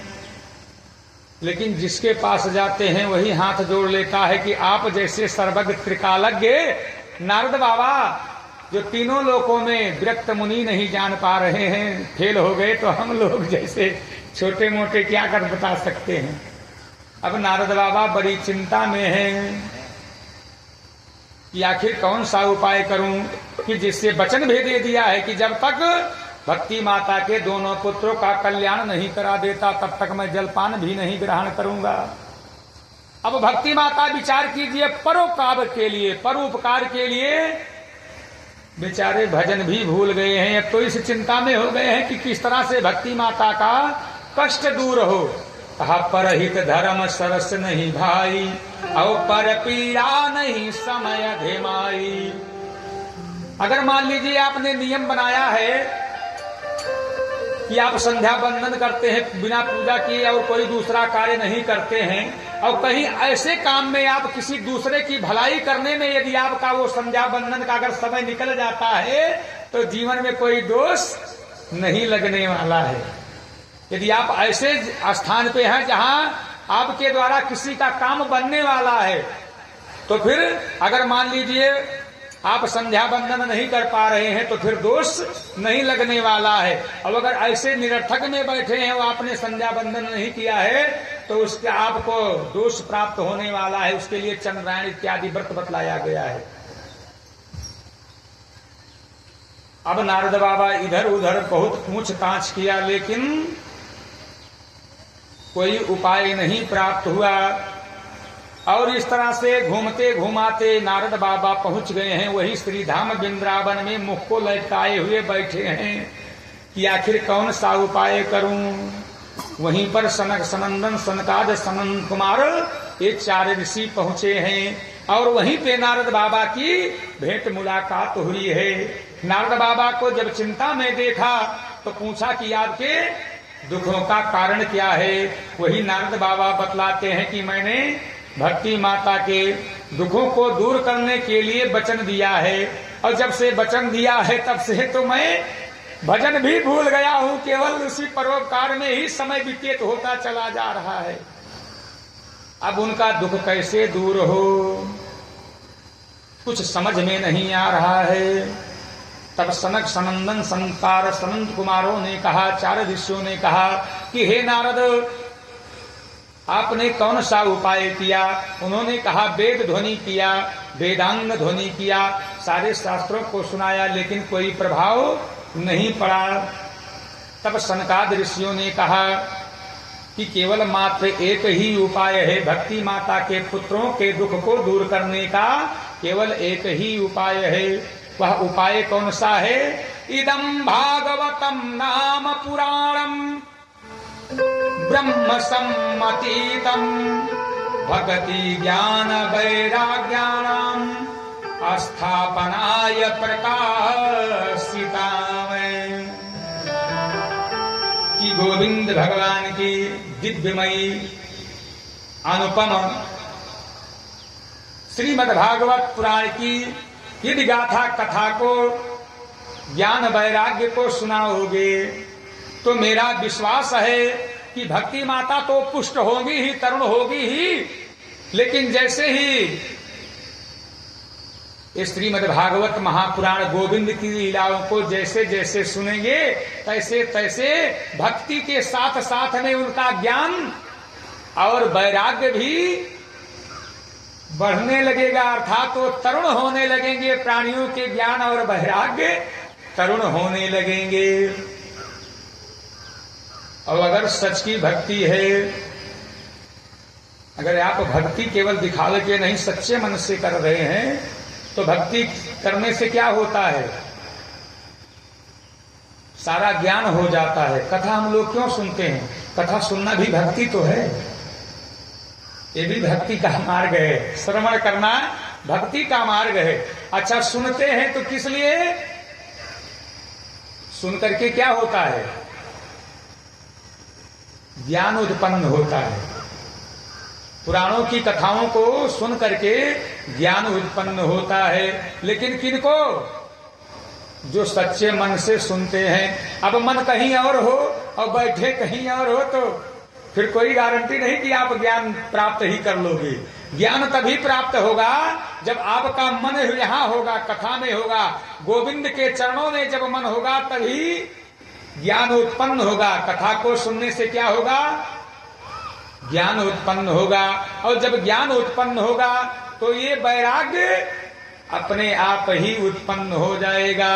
करहि करावई अरे भंजन सोई, करहि करावई भंजन सोई। उमा मरम जा नहीं नहीं कोई, उमा मरम जा नहीं नहीं कोई। जब तक आप सुनेंगे नहीं तब तक आपका, जब तक ज्ञान नहीं उत्पन्न होगा तब तक हमें और आप यही समझते हैं कि हम कर रहे हैं, तब तक यही होता है कि हम कर रहे हैं। और जब तक हम कर रहे हैं तब तक काम बनने वाला नहीं है। क्यों? क्योंकि जब मैं था तब हरि नहीं, जब मैं था तब हरि नहीं, अब हरि है मैं नाही। और सारा अंधियारा मिट गया जब दीपक देखा माही। मैं का अर्थ होता है अहंकार। जब तक हमारे आपके अंदर ये होगा कि मैं कर रहा हूं, अहंकार की भावना होगी, मैं की भावना होगी, तब तक जब तक अभिमान होगा तब तक भगवान कल्याण नहीं करने वाले हैं। तब तक ये ज्ञान और वैराग्य समझ में, कथा समझ में नहीं आने वाली है। और जैसे ही मन का अहम भाव मिट जाएगा कि करहि कराहुई भंजन सोई, अर्थात बिना उस परमात्मा के, बिना उसके मर्जी के एक पत्ता तक नहीं हिलता है। इसलिए तब फिर चाहे जैसी भी व्यवस्था हो वही व्यवस्था अच्छी लगने लगती है। परमात्मा को यही मंजूर है तो हम कितना भी प्रयास कर लें, क्योंकि हमने देखा है भैया संत शरण के यहाँ 3 दिन एक टेंट उड़ उड़ करके 3 दिन लगा है। अब परमात्मा को यही मंजूर था कि 3 दिन तक लगाओगे, एक ही काम करोगे। 2 दिन की कथा भी हम लोगों की अवरुद्ध हो गई। हमारे सदानंद दादा बिल्कुल बराबर कथा में, आप अभिमन्यु श्री दादा सब कथा में बराबर रहते हैं, सबको बताना नहीं है। और भी भक्तगण जानते हैं। हमारे ब्रह्मानंद द्विवेदी जी दादा ये भी जड़ीवास से चलकर आए हैं, परमानंद कथा में रहते हैं कि 3 दिनों तक कथा पंडाल में हम लोग उसको बनाते ही रह गए। तो बिना उसके मर्जी के कुछ होने वाला नहीं है। हम लोग लाख चाहें, जब तक वो नहीं चाहेगा तब तक हम लोग ऐसे विचारते रहें, सोचते रहें। भले हमको आपको लगे कि हम कर रहे हैं, इसमें हम नहीं, वो परमात्मा कर रहा है। करने वाला भी श्याम और कराने वाला भी श्याम। इसलिए लिखा जाता है कि आगे हर इच्छा तक प्रारंभ करना तो कर्मण्येवाधिकार आस्ते फलेषु मां कदाचन, कर्म पे हमारा अधिकार है, सारी व्यवस्था करेंगे। अब ये कथा कब तक होगी, कब विश्राम होगी, ये जब परमात्मा चाहेगा तभी तक हम बोल पाएंगे, और जब वो नहीं चाहेगा तो हम बोल भी नहीं पाएंगे। क्योंकि ईश्वर, ये जो स्वर निकल रहा है यही ईश्वर है, परमात्मा है। और जैसे ही ये स्वर निकल जाता है फिर शरीर कितना भी सुंदर क्यों ना हो, आप कितने धनवान क्यों ना हो, कोई भैया पूछता नहीं है, इसको एक दिन के लिए भी घर में नहीं रखता है। आपका रूप रंग कितना भी सुंदर क्यों ना हो, कितना बढ़िया खाने पीने वाले हो, बढ़िया गाड़ी से चलने वाले हो, लेकिन कोई एक दिन से ज्यादा रखता नहीं है। भैया यहाँ से विदा करो। अगर इसका महत्व है तो किससे है? ईश्वर से है। जिस दिन ये स्वर निकल जाएगा, स्वर रूपी ये प्राण निकल जाएगा, उस दिन हमारे और आपके शरीर की ये कोई महत्ता नहीं रह जाएगी। भले चाहे जितना दाढ़ी लगा करके बालों को संवार लें, चाहे जितना हम फेयर एंड लवली इत्यादि क्रीम पाउडर लगा करके चेहरे को संवार लें, ये तभी तक है जब तक हम उस परमात्मा से जुड़े हैं, जब तक उस ईश्वर से जुड़े हैं। जिस दिन उस ईश्वर हम पे आप पे रूठ गया, नाता टूट गया, उस दिन यह शरीर निरर्थक हो जाने वाला है। भक्ति माता के दुख को दूर करने के लिए नारद बाबा पहुंचे हैं वृंदावन में, और वहीं पे सनक सनंदन संत कुमार से भेंट हुई है। और जब सनक सनंदन संत कुमार से अपने चिंता का कारण बतलाया है तो उन्होंने कहा है कि भक्ति माता के पुत्रों का दुख केवल गोविंद भगवान की लीला श्रीमद् भागवत महापुराण के प्रवचन से ही कथा से दूर हो सकता है। कहा प्रभु जल्दी कीजिए और चल करके यह पावन कथा का दान भक्ति माता के पुत्रों को, भक्ति माता को दीजिए। लोक जिससे कि भक्ति माता के उनके पुत्रों के साथ साथ में लोक का कल्याण हो जाए। और सनक सनंदन सनंद कुमार सनकादि ऋषियों को लिए हुए नारद बाबा श्री धाम बिंद्रा में वन में पहुंचे हैं और सुंदर व्यासपीठ लगा दिया है। सनक सनंदन संत कुमार सनकादि ये चारों ऋषि व्यासपीठ पर विराजमान हुए हैं। मुख्य यजमान के रूप में नारद बाबा ने कहा मैं मुख्य यजमान के रूप में, कहा आप नहीं बैठ पाओगे। नारद बाबा एक क्षण से ज्यादा इस संसार में कहीं रुकते नहीं हैं, बस श्रीमन नारायण नारायण का गान करते हुए पूरे संसार में भ्रमण करते रहते हैं, एक क्षण से ज्यादा कहीं बैठने वाले नहीं हैं। लेकिन नारद बाबा गोविंद भगवान की कथाओं में कहा आज मैं मुख्य यजमान के रूप में रहूंगा। अब इतने रम गए कि एक सप्ताह पर्यंत तक नारद बाबा श्रीमद् भागवत महापुराण की पावन गाथा पावन कथा को श्रीधाम वृंदावन में श्रवण किया। तो सबसे पहला सौभाग्य सुनने का किसे प्राप्त हुआ? मुख्य यजमान के रूप में। अथाया आप लोग बार बार सुनते हैं लेकिन भूल जाते हैं। सबसे पहले नारद बाबा को, और सुनाने का सबसे पहले इस धराधाम पृथ्वी पर सनक सनंदन सनंद कुमार सनकादृशियों को प्राप्त हुआ है व्यास के रूप में। और जैसे ही प्रथम कथा को प्रारंभ कर दिए हैं सनकादृषि, और जैसे ही कथा प्रारंभ हुई मानो जैसे बड़े जोर की अंगड़ाई लेते हुए कि पता नहीं कितने दिन के सोए हुए ये दोनों भक्ति माता के पुत्र ज्ञान और वैराग जम्हाई लेते हुए उठ करके बैठ गए। कथा का अभी विचार करना मंगलाचरण हुआ है, सभी देवी देवताओं का आवाहन और मंगलाचरण हुआ है। श्री राम जय जय राम जिसे मंगलाचरण के रूप में कहते हैं, मंगलाचरण हुआ है कथा का। और कैसे उठ करके बैठ गए और कीर्तन प्रारंभ हो गया। श्री कृष्ण गोविंद हरे मुरारी, हे नाथ नारायण वासुदेव। श्री कृष्ण गोविंद हरे मुरारी,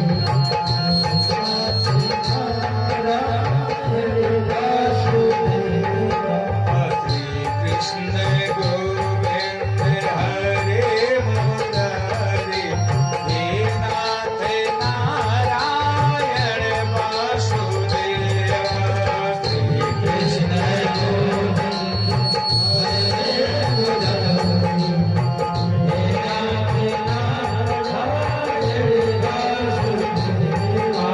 हे नाथ नारायण वासुदेव, हे नाथ नारायण वासुदेव, हे नाथ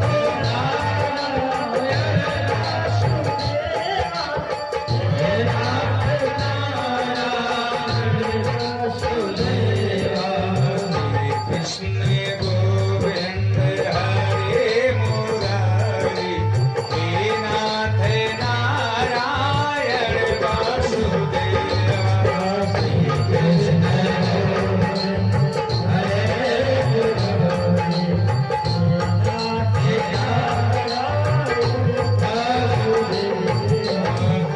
कृष्ण गोविंद हरे मुरारी, हे नाथ नारायण वासुदेव।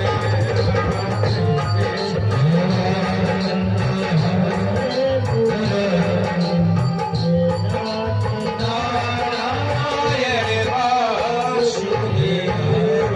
बोले गोविंद भगवान की। और जैसे ही मंगलाचरण करके सनकादृशियों ने कथा को प्रारंभ किया है, तैसे जो वो अचेतन अवस्था में पहुंच गए थे, ऐसा लग रहा था कि इनके प्राण अब निकलेंगे कि तब दोनों उठ करके बैठ गए और वहां पर गोविंद भगवान के कीर्तन में मस्त होकर के नाचने लगे। कि भक्ति सुतो तो तरुणो गृहीत्वा प्रेम के रूपा, और सहसाया विरासीत श्री कृष्ण गोविंद हरे मुरारे, नाथेति नमान मुहुर वदन्ते। और सनकाद ऋषियों ने कथा को प्रारंभ किया है कि जीवन में एक समय ही ऐसा अमूल्य है जिसका आप कुछ भी दे करके फिर दोबारा अपने जीवन में पुनः नहीं प्राप्त कर सकते हैं। जो जीवन का क्षण एक बार जीवन से निकल गया, समय निकल गया, उसके लिए आप कितना भी धन खर्च करो, चाहे कितनी भी व्यवस्था करो, जो जीवन से एक बार क्षण चला गया, उसके लिए कितना भी प्रयास कर लो, फिर वह वापस जीवन में नहीं लौट कर आने वाला है। इसलिए ऋषियों को सावधान करते हुए कहा कि एक साधे सब साधे, एक साधे सब सधे, सब साधे सब जाए, और पानी दे वही मूल को, फूल ही फल ही अघाए। एक पंथ दुई काज भुआलू, हाँ सब ठठाए फुलाऊ बगालू। अब आप ये समझ लो कि घर की बात भी हो जाएगी और कथा सुनकर के कल्याण भी हो जाएगा, तो ये हमको संभव नहीं लगता है। 3 घंटे के लिए तो आपको तो कष्ट उठाना पड़ेगा। सभी लोगों से बातचीत बंद करके और कथा में मन लगाइए। कौन आ रहा है, कौन जा रहा है, कोई मतलब मत रखिए उतनी देर के लिए। उसके बाद आप जाइए, फिर आप जो इच्छा है अपनी उससे बातें करो, कहाँ आना है, कहाँ जाना है, क्या लेना है, क्या देना है, कोई दिक्कत नहीं है। लेकिन जब तक कथाओं में रहो तब तक केवल तन मन धन यही गोविंद भगवान के चरणों में लगाए रखो, क्योंकि लिखा होता है सावधानी हटी दुर्घटना घटी।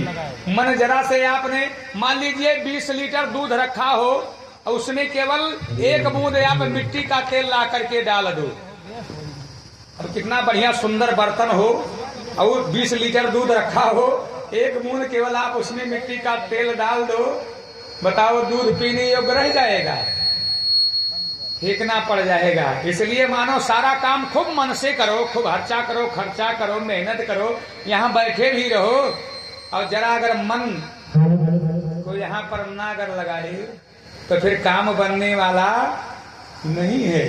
क्योंकि यह अवसर जीवन में यदा कदा ही प्राप्त होता है। प्रतिदिन ऐसे सुंदर आयोजन नहीं प्राप्त होते हैं कि प्रतिदिन इसी में रहेंगे, और कर भी नहीं पाएंगे। होता तो है प्रतिदिन कहीं ना कहीं कथा हो रही होती है, लेकिन अगर गृहस्थ जीवन में है प्रतिदिन संभव नहीं है। तो जितना समय मिला है, जितना समय प्राप्त हुआ है, कम से कम उसका सदुपयोग जरूर करना है। इसलिए कहा कि एक पंथ दो काज भुआलू, और हाँ सब ठेठाए फुलाऊ बगालू। एक समय में जो एक जिस कार्य को साधता है उसका वही काम सधता है। अगर ये समझो कि एक साथ में कई काम साध ले तो एक भी काम आपका सधने वाला नहीं है। और सनक सनंदन संत कुमार ने कथा को प्रारंभ कर दिया है कि ये मानवा पाप कृतास्तो सर्वथा सदा दुराचारा रते विमार्गतः क्रोधाग्नि दग्धा कुलितास्तचा कामिना सबताः यज्ञेन कलो पुनन्ति ते। कि जीवन में कुछ जान करके और अनजान करके, अगर मान लीजिए हम लोग कितना भी चाहें कि हमसे एक रत्ती भी पाप ना हो तो भी हो जाता है, अज्ञानता बस भूल बस हो जाता है। बच हम आप जैसा कोई नहीं पाता है। ये भले कोई कहे कि मैं एक रत्ती पाप हमसे नहीं होता है, मान लीजिए जान में आपसे नहीं होता है, अज्ञानता में भी हो जाता है। जैसे आप रास्ते में जा रहे हैं, कोई आपके पैर के नीचे चींटी आ गई, दब गई, मर गई, अब बताइए पाप हुआ कि नहीं हुआ? पाप तो हुआ, लेकिन यह पाप अज्ञानतावश हो गया। आपका कोई विचार नहीं था कि वह आपके पैर के तरह या आपके चक्के के तरह, पहिए के तरह आप आ जाए और मर जाए, लेकिन आ गई, भूल बस आ गई। जैसे भी हुआ पाप तो हो गया। पाप के भी 2 प्रकार के 2 श्रेणियों के पाप होते हैं, एक कारण का पाप और दूसरा अकारण का पाप।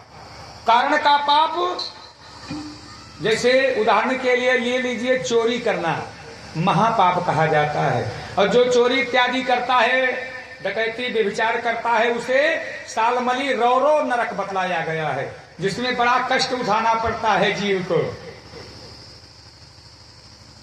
तो चोरी करना महापाप है। लेकिन आपने यदि किसी का कोई वस्तु चुरा लिया, पाप तो हुआ, लेकिन वो कारण का पाप हुआ।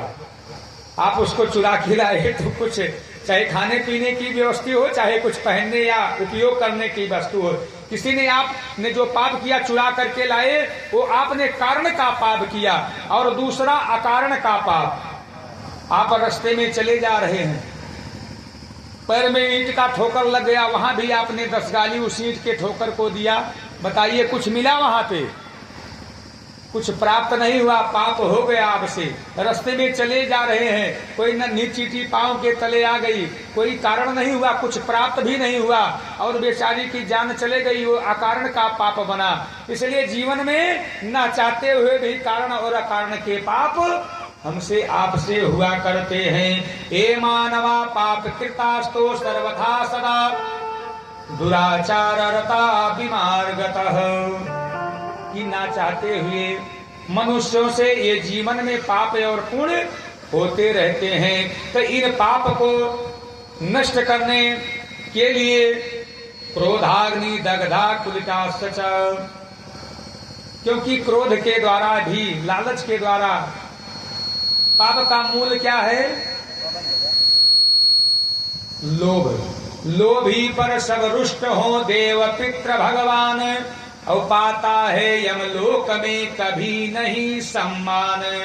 कभी नहीं सम्मान सुनो कंजोस आयनो, और यह लोक के दुख को लेकर लोक को करो पायनो। अच्छा, लोभ पाप का मूल कारण है। कहा काम क्रोध मद लोभते नाथ नरक के पंत। काम क्रोध मद लोभते नाथ नरक के पंत। पंत माने रास्ता।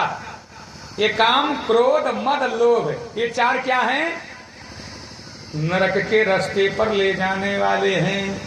अब विचार कीजिए, ऐसा कौन भक्त है, ऐसा कौन पुण्य आत्मा है जो 24 घंटे में एक बार भी जिसे क्रोध न आता हो।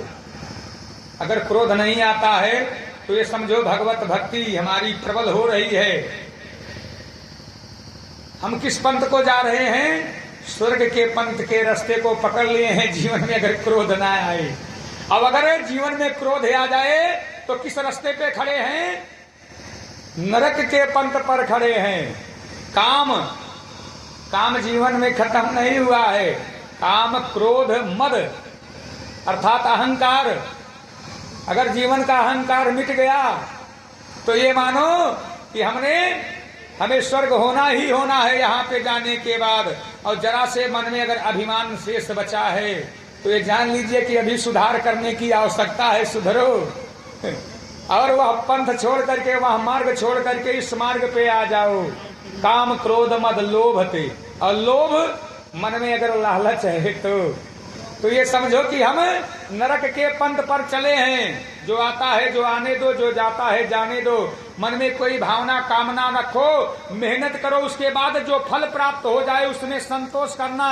जिस दिन से प्रारंभ हो जाएगा, मानो फिर आप कुछ कर पाए या ना कर पाए ये सुनिश्चित है। इस पुराण कहता है कि आप मानो स्वर्ग जाएंगे ही जाएंगे, कोई रोक नहीं पाएगा।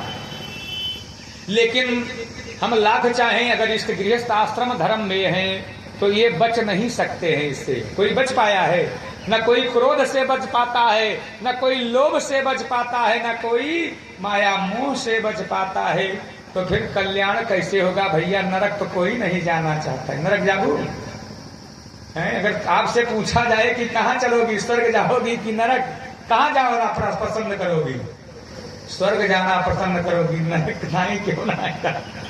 नरक का नाम लेते यहाँ हमें नरक कहा था। अरे लोग गालियों में जब क्रोधित होते हैं तो कहा तू है नरक हुए है। तो ऐसा कोई नहीं चाहता है। सबकी कामना यही होती है कि भगवान यहाँ से मैं वैकुंठ में ही जाऊं, स्वर्ग में ही जाऊं।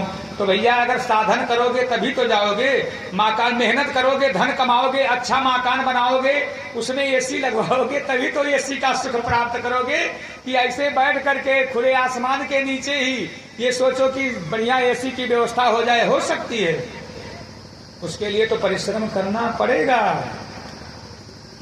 और इस गृहस्थ आश्रम में रह करके कोई भी हो, कितना भी अपने को बनता हो धर्मज्ञ महात्मा बनता हो कि मैं इससे दूर हो गया हूं इन 4 चीजों से, तो हो नहीं पाता है काम क्रोध मद लोभ से।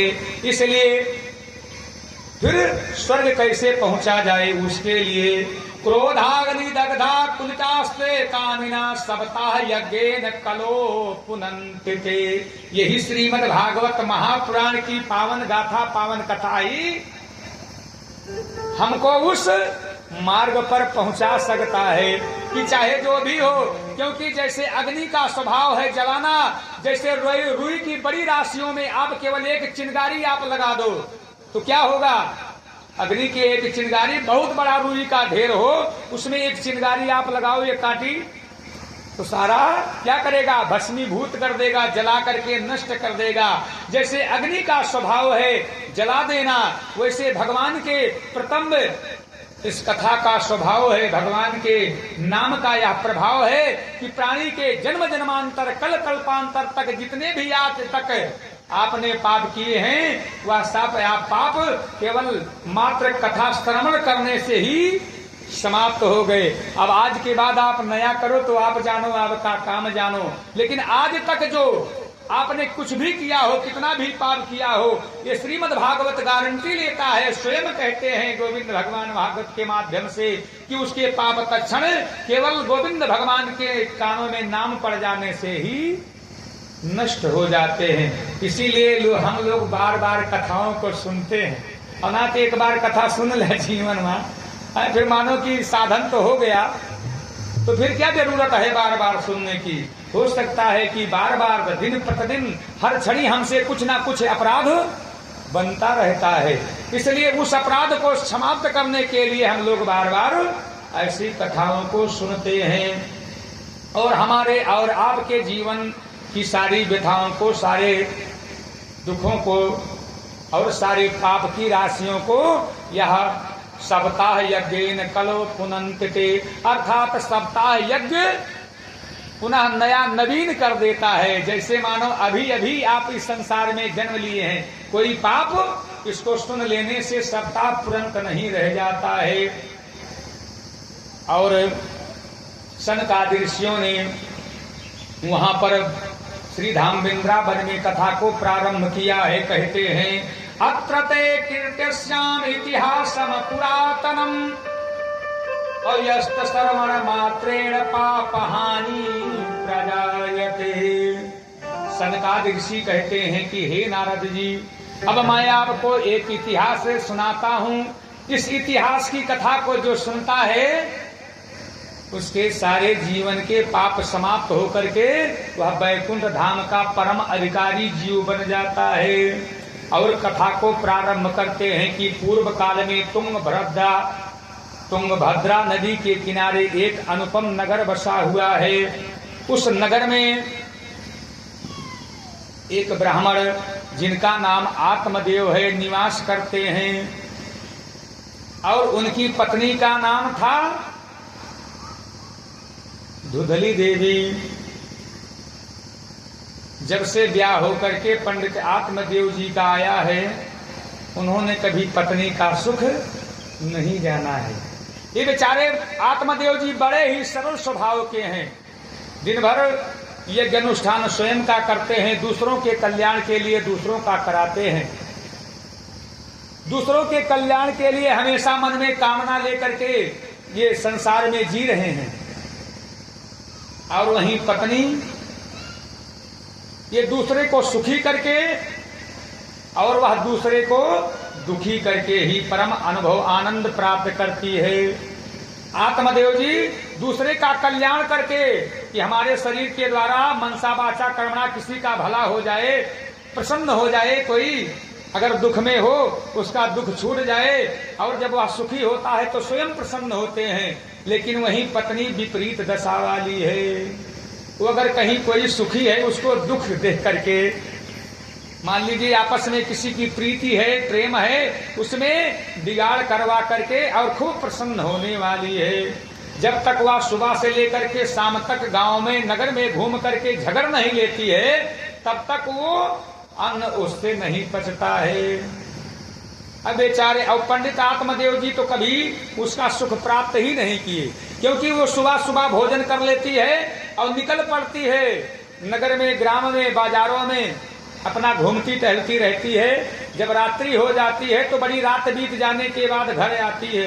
अब पंडित आत्मदेव जी सारी व्यवस्थाओं को संभालते हैं, बर्तन इत्यादि, भोजन इत्यादि सारी व्यवस्था को करते हैं। इस तरह से दोनों का निर्वाहन हो रहा है।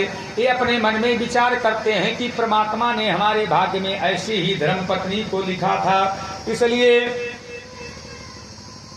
अब इसी में ही जीवन का निर्वाहन करना है। इसलिए मन में विचार आता है बार बार कि चलो घर में कोई संतान हो जाएगी, उसी के सहारे बाकी का जीवन मैं व्यतीत कर लूंगा। लेकिन आधी उम्र हो गई है और घर में अब कोई आज तक संतान नहीं हुई। एक दिन आत्मदेव जी कहीं बाहर से यज्ञ अनुष्ठान करा करके जैसे ही आए हैं, पत्नी ने ऐसे व्यंग बाण, ऐसे ऐसे वचन बोल दिए। द्वार पे ही पहुंचे हैं, अभी घर में प्रवेश नहीं किए थे। पत्नी कहीं से और लड़ झगड़ के धुंधली आई थी और जैसे वहां तो जीत नहीं पाई थी, जैसे पति देव द्वार पे आए आत्मदेव जी, सारा का सारा क्रोध मानो इन्हीं के ऊपर उड़ेल दिया और ऐसे ऐसे वचन कहे कि मानो ये शब्द के बाण उनके जाकर के हृदय में लग गए। कहा बोली गोली से बुरी कर जाती है घाव, अब इस गोली के आगे कोई नहीं बचाओ। किसी को आप बंदूक की गोली से मारोगे तो क्या होगा, एक बार में वो मर जाएगा। लेकिन अगर बोली रूपी गोली से आपने किसी को मार दिया तो जीवन भर उसे यह खटकता रहेगा, वह तिल तिल करके मानो मरता रहेगा। इसलिए कहते हैं बानी ऐसी बोलिए, बानी ऐसी बोलिए, मन का आपा खोए औरों को शीतल करहे आप हूँ शीतल होए। बोलिए गोविंद भगवान की। आज पत्नी के व्यंग बाण से बेचारे इतने व्यथित हुए कि मन में विचार आया कि अब आज इस शरीर को ही मैं त्याग दूंगा, अब इस संसार में जीना नहीं है, क्योंकि आज तक तो मैं इस सहारे जिंदा था। चलो घर में कोई संतान हो जाएगी, उसी के सहारे अपना बाकी का जीवन काट लूंगा। लेकिन अब तो वृद्धावस्था आ गई है, अब कहाँ संतान मैं प्राप्त कर सकूंगा। इसलिए आज और पत्नी के साथ आज ये इतने दिनों से जीवन में यही सोचता था कि चलो संतान, लेकिन अब वो आशा नहीं बची है और इसकी यह बोली अब हमसे सुनी नहीं जाएगी। इसलिए तुरंत ही मन में आत्महत्या का विचार उत्पन्न हो गया। आत्महत्या लोग करते हैं ना, ऐसे इतना आसान भी नहीं है। अच्छा, किसी से आप ये कहो भैया मर जाओ, अगर मानो कोई चारपाई पे पड़ा हो, खूब बीमार हो, सांस चल रही हो, किसी के पास जाकर के कहो कि भैया तुम मर जाते तो बहुत अच्छा होता। अगर 500 गाली ना दे, भले वो रास्ता ना चल पाता हो, भले वो बिस्तर से हो, लेकिन अगर जा करके कहो कि अब तो भगवान तुम्हारा कल्याण कर दे तो अच्छा बा। अगर 50 गाली ना दे तो कहना रे तुम मर जाओ, तुम्हारा खानदान। मरना कोई नहीं चाहता है। और विचार कीजिए, आत्महत्या ऐसे लोग कर लेते हैं, इतना आसान भी नहीं है। जब जीवन में इतना संकट आ जाता है, लोग विचार बंद हो जाता है, तभी ऐसे मार्ग को अपनाते हैं। लेकिन शास्त्र कहता है कि अगर ऐसी कोई संकट आन पड़े, ऐसी कोई परिस्थिति आन पड़े, तो आत्महत्या तो कदापि नहीं करना चाहिए, क्योंकि जो आत्महत्या करता है उसे 1000 वर्ष प्रेत योनि में जाना पड़ता है। अब स्वयं मान लीजिए आप अपने हाथों से अगर ऐसा अपराध कर रहे हो, अपनी अंदर आत्मा का अपराध कर रहे हो, 1000 प्रेत योनि, और उसके बाद फिर नरक, 33 करोड़ नरक बतलाए गए हैं, वो 84 लाख नरक बतलाए गए हैं। अब उस नरक में भ्रमण करने के बाद पुनः 84 लाख योनियों में भ्रमण करना पड़ेगा। कुत्ता, बिल्ली इत्यादि इत्यादि जितने भी नाली के कीड़े, एक खच्चर, ऊंट, गाय, बैल, हाथी, घोड़ा, सब कुछ बनना पड़ेगा, वृक्ष तक। सब बनने के बाद जब पाप और पुण्य दोनों बराबर हो जाएंगे, तब जाकर के कहीं यह मानव तन प्राप्त होगा। अगर यह मानव तन प्राप्त करके आपने अपने हाथों से ऐसा अपराध कर लिया तो बताओ पता नहीं कितने करोड़ों वर्षों तक हम आप भटकेंगे। इसलिए अगर कभी ऐसी परिस्थिति जीवन में बन जाए तो आत्महत्या तो बिल्कुल नहीं करना चाहिए। अरे भैया, मान लीजिए पत्नी से विवाद हो गया, पिता से विवाद हो गया, माता से या भाई से विवाद हो गया, घर छोड़ करके चले जाओ, कहीं चले जाओ, कभी ना लौट करके आओ, लेकिन आत्महत्या कदापि नहीं करना चाहिए। क्योंकि अगर यह चूक अपने हाथों से एक बार हो गई तो पता नहीं कितने करोड़ों वर्षों तक आपको पछताना पड़ेगा। फिर आप कोई कल्याण कराने वाला आपका मिले कि ना मिले। अगर मान लीजिए आपके बंधु बांधवों कल्याण कराने वाले हों, नारायण बलि इत्यादि करवा दिए, गया धाम तक आपको पहुंचा दिए, तो हो सकता है आपका कल्याण हो सकता है। और अगर ये सब माध्यम नहीं मिला, अब क्या जरूरी है कि हमारे लिए मैं आत्महत्या कर लूंगा, हमारे लिए नारायण बलि हो जाएगी, हमारे लिए लोग गया जाएंगे, हमारे लिए लोग कथा भागवत करवा करके हमारा उद्धार करा देंगे, कोई गारंटी है? क्योंकि मैं देख रहा हूं कई कई पीढ़ियों के लोग बेचारे वैसे पूर्वज उनके भटक रहे हैं, संजोग नहीं बन पाता है। इसलिए आत्महत्या करना महापाप है। ऐसा अगर मन में विचार आए तो घर द्वार छोड़ करके कहीं चले जाओ, सन्यासी बन जाओ, लेकिन आत्महत्या कदापि नहीं करना चाहिए। आज मन में विचार आ गया है कि अब मैं घर पे वापस नहीं लौटूंगा और मैं अब आत्महत्या ही करूंगा, और तुरंत ही आत्महत्या करने के लिए जंगल में चले गए हैं और जंगल में बैठ करके मन में विचार करते हैं कि मैं आत्महत्या कैसे करूं, किस उपाय से करूं, कहीं फांसी लगा लूं या कहीं जल पा जाऊं, उसमें डूब करके मर जाऊं, या कहीं अपने सिर को पत्थर पे पटक करके अपने प्राणों को निकाल दूं। बार बार विचार करते हैं, लेकिन और बैठे हुए अपनी पुरानी बातों को सोच सोच करके मन में अधीर हो रहे हैं। इतने में देखा कि कुछ सन्यासी महात्मा, कुछ सन्यासी महात्मा भगवान जगन्नाथ की यात्रा के लिए निकले हुए हैं। जैसे ही सन्यासी महात्मा उस मार्ग से जा रहे थे जिस मार्ग में ये बैठ करके आत्महत्या करने के लिए योजना बना रहे थे कि आत्महत्या मैं कैसे करूं, जब सन्यासी महात्माओं को आत्मदेव जी ने देखा तो दौड़ करके उनके चरणों को पकड़ करके और अधीर होकर के रोने लगे। सन्यासी महात्माओं ने देखा, जब पंडित आत्मदेव जी को कहा, तुम्हारे मुखमंडल को, तुम्हारे स्वभाव से, तुम्हारे पहनावे से, वेशभूषा से ऐसा लगता है कि आप कोई ज्ञानी पुरुष हैं, और इस तरह से अधीर होकर के जंगल में रुदन क्यों कर रहे हैं, तुम्हारे दुखों का कारण क्या है? कथम रोदस्य विप्रा तुम काले चिंता बलीयसी अवबधतुम सवस्तरम महास्वस्य दुखस्य कारणम। ये तुम्हारे चिंता का, दुख का कारण क्या है? तब बतलाते हैं कि हे महात्माओं, धिगजीवतम प्रजाहीनम धिगजीयम प्रजा बिना धिगजीवनम चानपत्तस्य धिगकुलम संतति बिना। कि आज तक तो मैं इस सहारे से अपनी पत्नी के सारे व्यंग को सहता रहा, सारे दुखों को, कष्टों को इसलिए उठाता रहा, चलो घर में कोई संतान हो जाएगी, उसी के सहारे ही बाकी का जीवन उसका मुख देख करके समय व्यतीत हो जाएगा। लेकिन अब वह भी आशा नहीं रह गई। पता नहीं कौन सा ऐसा मेरा पूर्व जन्म का पाप है कि मैं जिस वृक्ष को लगाता हूँ उसमें फल भी नहीं आता है, जिस गैया मैया को भी अपने यहाँ ले आता हूँ वह भी बांझ हो जाती है। और मेरा क्या कहना, आज तक मैंने बहुत उपाय किया लेकिन संतान नहीं प्राप्त किया। इसलिए अब पत्नी से तो जब से वो ब्याह करके आई है तब से तो मैं पीड़ित ही हूँ। इसलिए अब मैं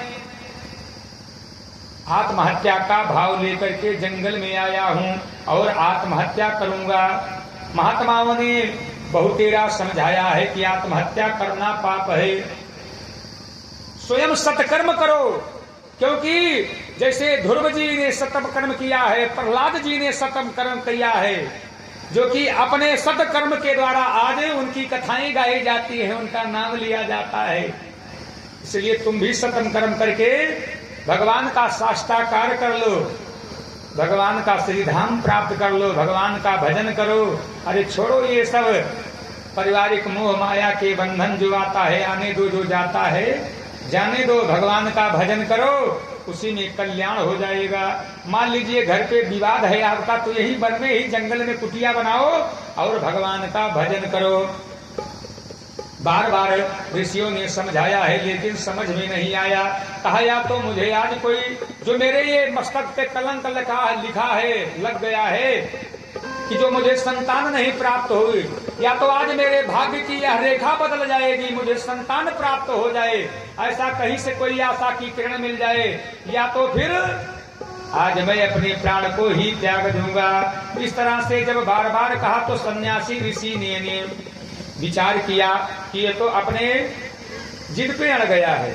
अच्छा, कहते हैं पाप करना, पाप देखना और पाप सुनना, यह तीनों एक ही श्रेणी में आता है। सन्यासी महात्माओं ने विचार किया कि मेरे सामने ये आत्महत्या करने का महापाप करेगा तो पूरा ना सही तो देखने का अपराध हमको भी लगेगा।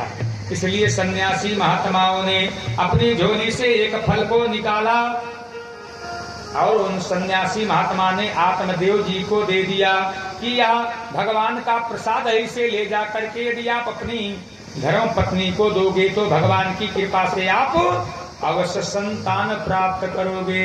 यह मेरा विश्वास है कि यह फल अपना प्रभाव अवश्य दिखलाएगा। और उस फल को प्राप्त करके आत्मदेव जी बड़े ही प्रसन्न होकर के अपने घर को पुनः वापस लौट आए हैं। बोलिए गोविंद भगवान